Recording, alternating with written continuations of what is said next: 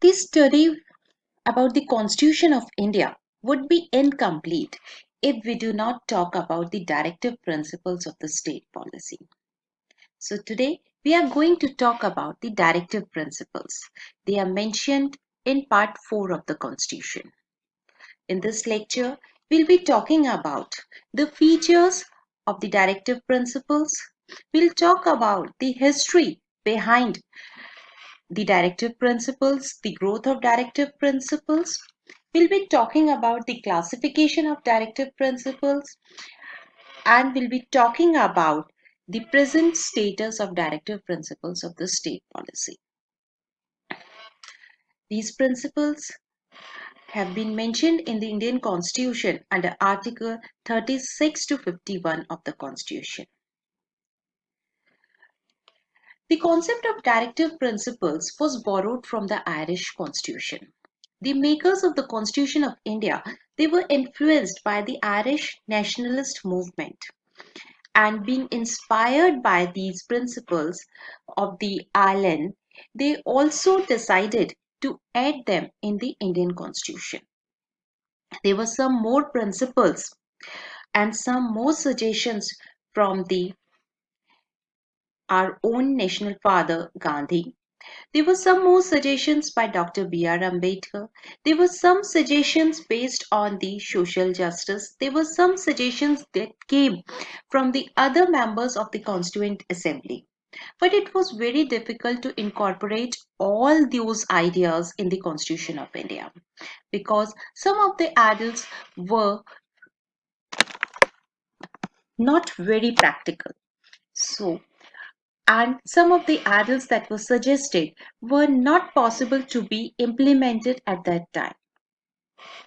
After doing a great study on those principles, the constitution makers decided to have a chapter on directive principles of the state policy, which will be based on the directions to the government, trying to incorporate all those principles that can be implemented in near future and the guidelines that government would keep in mind while framing the policies. Now, obviously a question arises that what is the significance of directive principles? Directive principles are backed by public opinion. They provide for a welfare state. They are the moral ideals. These directives constitute a guide for the state. They are the source of continuity in policies. They are supplementary to fundamental rights. Yes, it's very true. The study on fundamental rights would be incomplete if we do not study directive principles. Directive principles and fundamental rights go together. They are the yardsticks for measuring the worth of the government. They are helpful in the interpretation of the Constitution. Thus, directive principles become very important for us, and the study on directive principles is also very useful for us.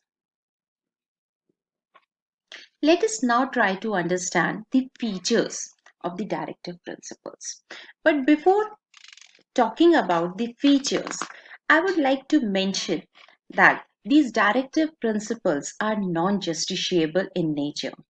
They are not legally enforceable by the courts for their violation. Therefore, the government, it can be central, state, or local, but it cannot be compelled to implement them. The Constitution itself says that these directive principles are not enforceable. The Article 37 of the Constitution says that the directives would be fundamental in the governance of the country, and it shall be the duty of the state to apply these principles in making laws. But they would be implemented by the government is not for sure. The government will keep in mind these directives while framing the policies. And as they are non-justiciable, so they cannot be examined or determined in any court. The validity of the laws will not be determined in the court. These directive principles, they actually resembles the instruments of instructions that were enumerated in the Government of Indian Act 1935. Dr. B.R. Ambedkar has made a statement that the directive principles are like the instrument of instructions which were issued to the Governor General and to the governors of the colonies of India by the British government under the Government of Indian Act 1935, and they constitute a very comprehensive economic, social, and political program for the modern democratic state, which aimed at realizing the high ideals of justice, liberty, equality, and fraternity, as outlined in the preamble of the Constitution. They try to establish a welfare state, which was actually not possible during the colonial era. After reading the features of the directive principles, we now move on to the classification of directive principles. अभी तक हमने यह समझने का प्रयास किया है कि राज्य के नीति निदेशक तत्व क्या हैं और राज्य के नीति निदेशक तत्वों की विशेषताएं क्या है।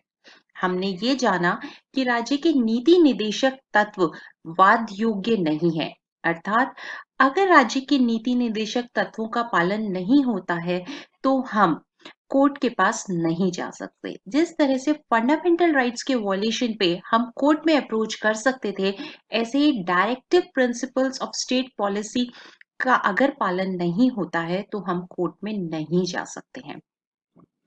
Directive principles of state policy non justiciable है, मगर उसके बावजूद भी ये बहुत ही इम्पोर्टेंट है। इम्पोर्टेंट इसलिए है क्योंकि ये उस समाज की कल्पना करते हैं जिस समाज में न्याय की बात होगी, जिस समाज में समानता होगी, जिस समाज में स्वतंत्रता होगी और जिस समाज में हम भाईचारे के साथ में रहेंगे।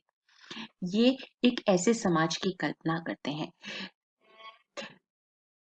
राज्य के नीति निदेशक तत्वों को हमने आयरलैंड के संविधान से ग्रहण किया है। उसके अलावा और भी बहुत सारे विचार हमारे सामने थे जब हमने संविधान का निर्माण किया।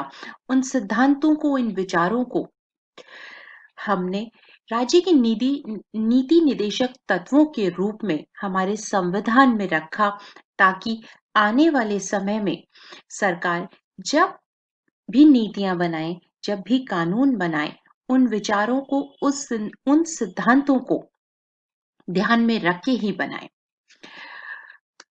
These directive principles can be classified under three categories: the socialist principles, the Gandhian principles, and the liberal principles. The socialist principles are mentioned under Article 38, 39, 39A, 41, 42, 43, 43A, and 47. Gandhian principles, they are mentioned under Article 40, 43, 43B, 46, 47, and 48. And the liberal principles, they are mentioned under Article 44, 45, 48, 48A, 49, 50, and 51.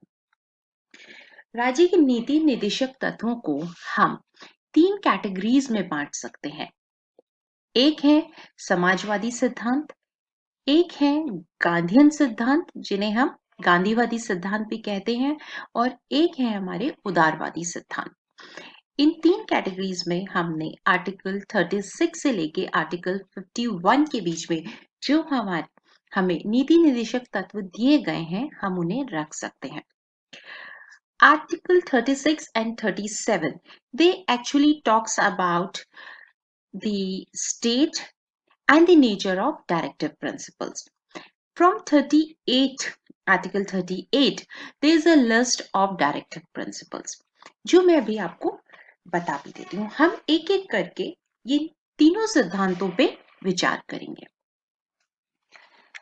Article 38 says that to promote the welfare of the people by securing a social order permitted by justice, social, economic, and political, and to minimize inequalities in income, status, facilities, and opportunities, the state will make efforts. Article 39 talks about the right to adequate means of livelihood to all the citizens, equitable distribution of material resources of the community for the common good, prevention of concentration of wealth and means of production, equal pay for equal work for men and women, preservation of the health and strength of the workers and children against forcible abuse, opportunities for healthy development of the children mentioned in Article 39. So, these principles talk about equality and establishing a welfare state. Article 39A says that the state shall promote equal justice and to provide free legal aid to the poor. Article 41 talks about the right to work, to education, and to public assistance in cases of unemployment, old age, sickness, and disablement. Article 42 makes provision for just and humane conditions for the work and maternity relief. Article 43 makes an effort to secure a living wage, a decent standard of life, and social and cultural opportunities for all the workers. Article 43A says to take steps to secure the participation of workers in the management of industries, and 47 makes an effort to raise the level of nutrition and the standard of living of people and to improve public health. ये जो articles हमने अभी पढ़े, article 38, 39, 39A, 41, 42, 43, 43A and 47, ये सब एक समाजवादी राज्य की कल्पना करते हैं, इसीलिए इन्हें हम समाजवादी सिद्धांत भी कहते हैं। ये वो सिद्धांत थे जिन पे सरकार जब भी अपनी नीतियां बनाएगी वो इन सिद्धांतों को ध्यान में रख के बनाएगी। Now, let us talk about the Gandhian principles.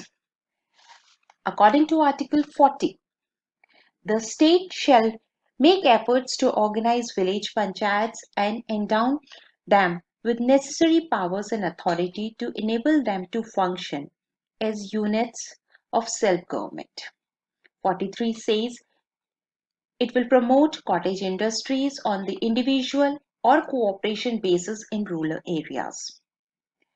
Article 43B says to promote voluntary formation, autonomous functioning, democratic control, and professional management of cooperative societies.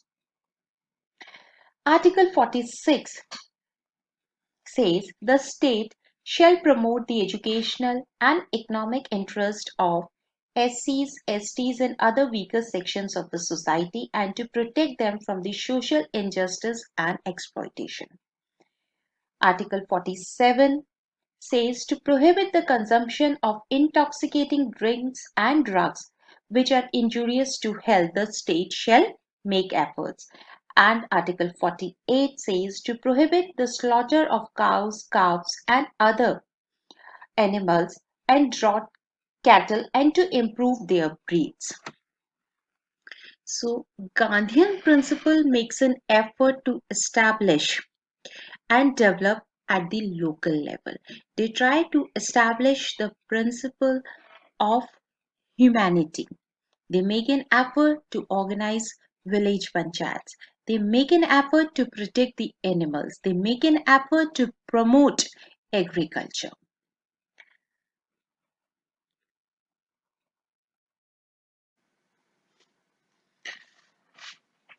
Liberal principles. The liberal principles mentioned in Article 44, 45, 48, 48A, 49, 50 and 51. They represent the liberal ideology. They say, according to Article 44, the state shall secure for all citizens a uniform civil code throughout the country. Article 45 says to provide early childhood care and education for all children until they complete the age of 6 years.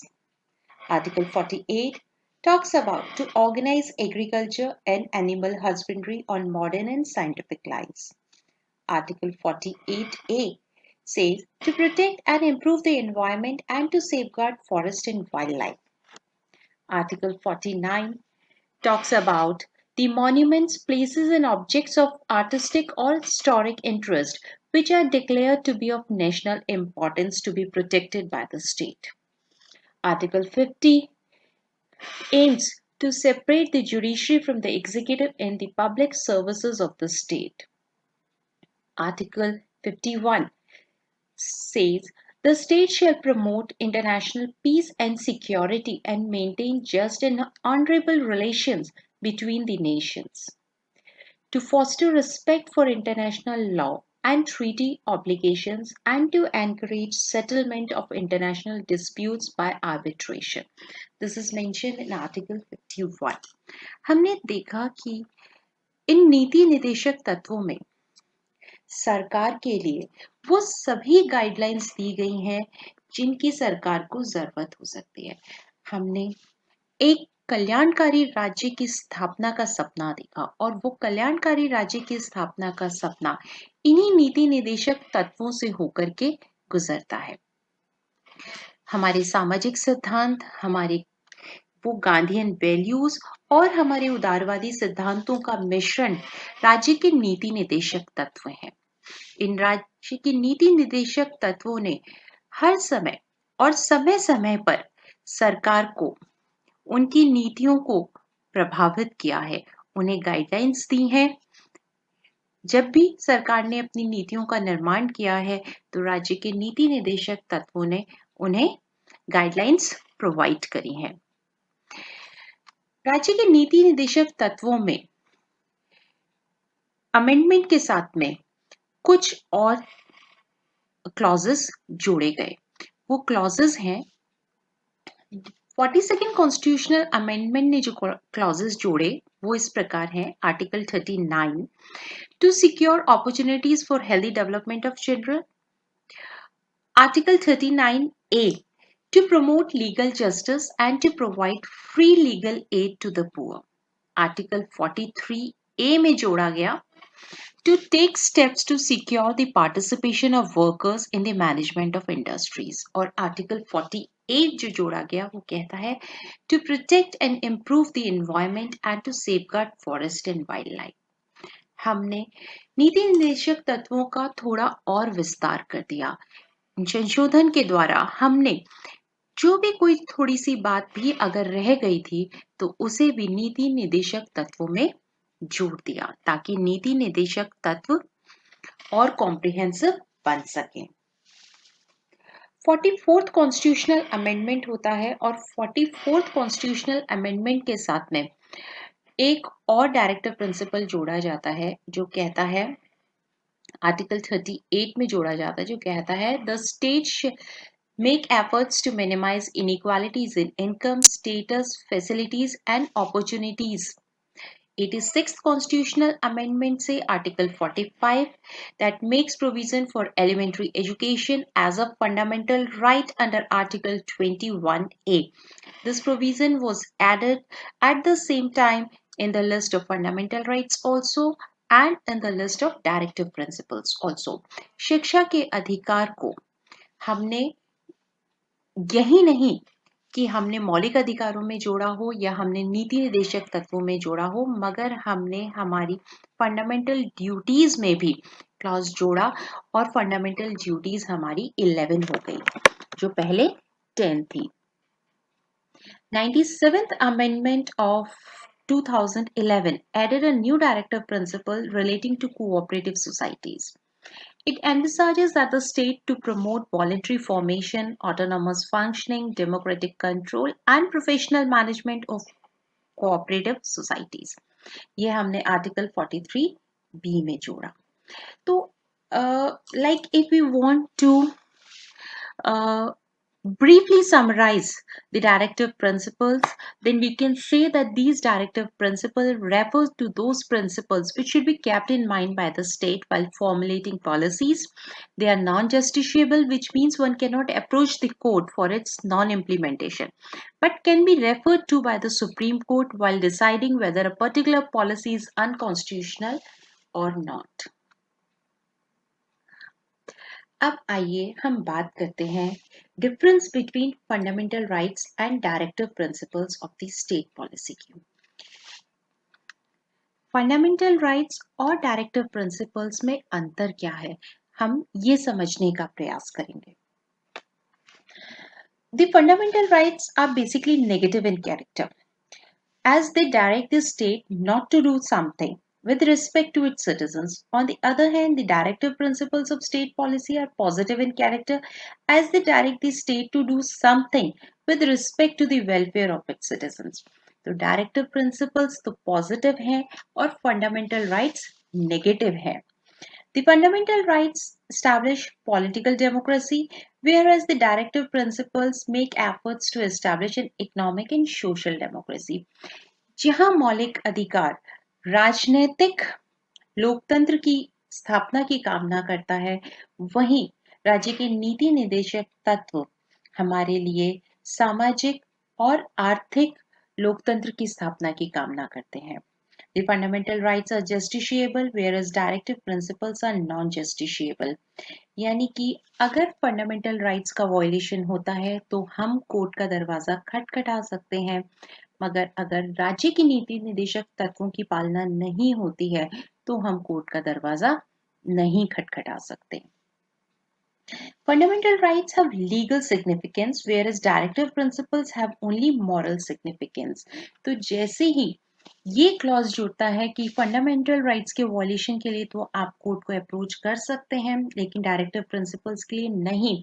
तो directive principles तो सिर्फ एक moral idols बन के रह जाते हैं और फंडामेंटल राइट्स प्रैक्टिकली इम्प्लीमेंटेबल हैं, इसलिए वो लीगल एडल्स रहते हैं।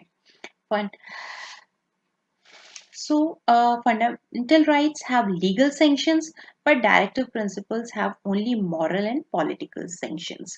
तो fundamental rights कानूनी हो जाते हैं, मगर डायरेक्टिव प्रिंसिपल्स सिर्फ मूल्य के साथ रह जाते हैं। तो हमने देखा कि डायरेक्टिव प्रिंसिपल्स और फंडामेंटल राइट्स में रिलेशन है, मगर दोनों एकदम अलग हैं। दोनों के बीच एक सामंजस्य बनाने की बहुत जरूरत है, क्योंकि fundamental rights are for the citizens and directive principles are for the governments. All right, I hope the explanation on directive principles had been very clear to you. The difference between fundamental rights and directive principles is very important. Thank you very much.